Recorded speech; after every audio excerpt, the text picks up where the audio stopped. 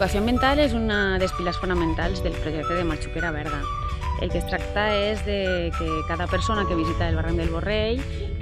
visca la sensació d'haver passat per un incendi i reflexione al voltant del perquè dels incendis forestals. Amb cadascun dels grups que participen en les accions, el que es tracta és d'obrir un debat i fer una reflexió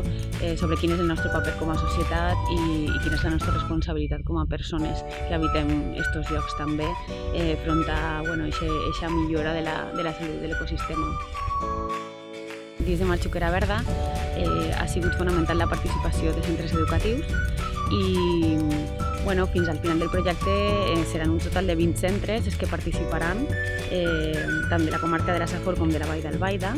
i un total d'uns 1.400 alumnes hauran passat per este paratge. I és una gran satisfacció el fet de que l'alumnat isca de les aules, que conega el seu entorn, que l'estime i que aprenga a través de la pràctica, que al final és una de les millors maneres de fer-ho.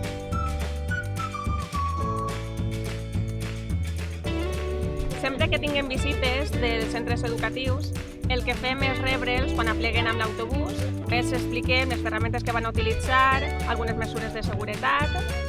fem una caminata fins a un altre puesto on esmorzaran i van fent diverses actuacions.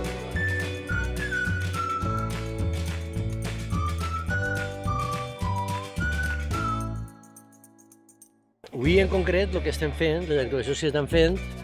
estem en la part de baix, estem tallant tot el que està cremat, tots els arbustos que estan cremats, això es triturarà després i la resta de xicots que tenim aquí darrere són els que estan escampant aquest triturat.